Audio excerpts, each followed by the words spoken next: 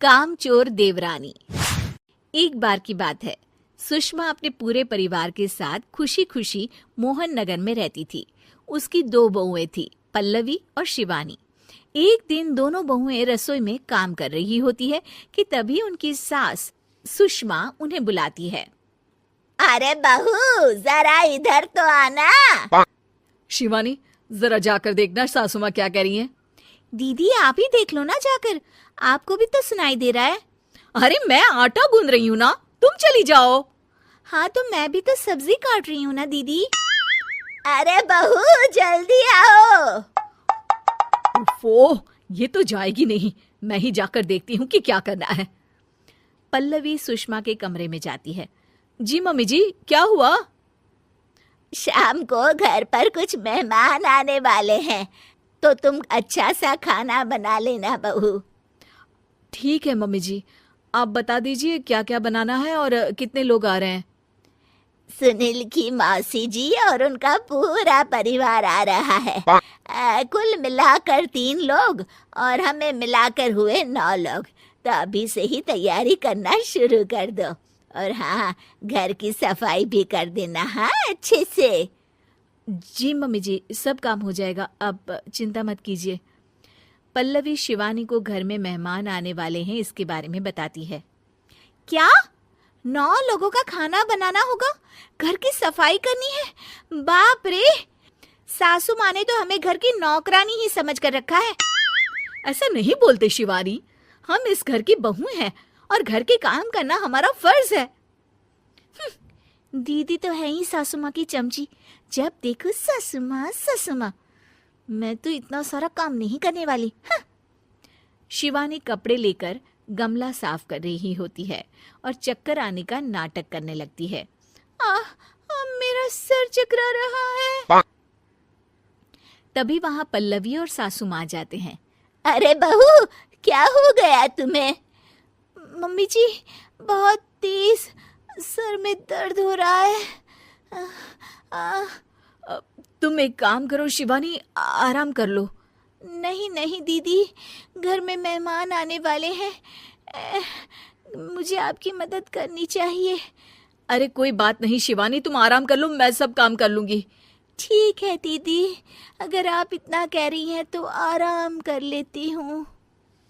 शिवानी आराम से अपने कमरे में मैगजीन पढ़ रही होती है। इसे कहते हैं आराम की जिंदगी। इतना सारा काम। चलो सारा काम खत्म हो गया, शिवानी को देख आती हूँ। शिवानी अपने कमरे में ईयरफोन में गाने सुनते सुनते सो जाती है और उसके साइड में मैगजीन भी रखी होती है। पल्लवी वहां आ जाती है और वो सब देखती है। ओहो, तो मतलब सब काम चोरी का बहाना था। अभी बताती हूँ इसको।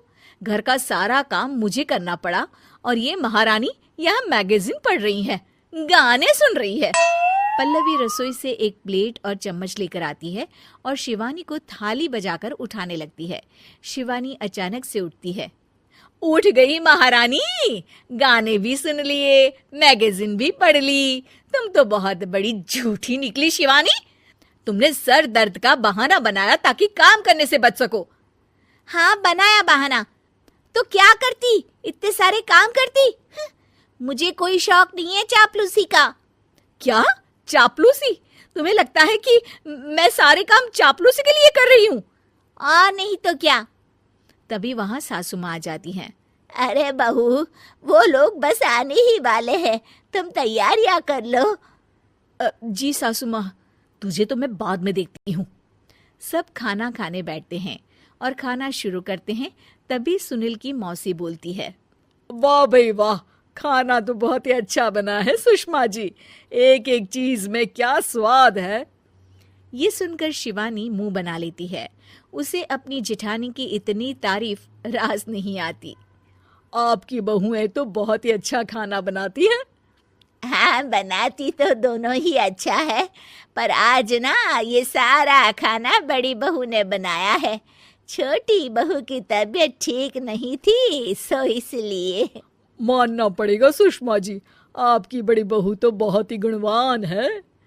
पल्लवी की तारीफ सुनकर शिवानी को जलन होती है। पल्लवी ये सुनकर खुश हो जाती है और शिवानी की तरफ देखकर उसे चिढ़ाती है। कुछ देर बाद मेहमानों के जाने का वक्त हो जाता है।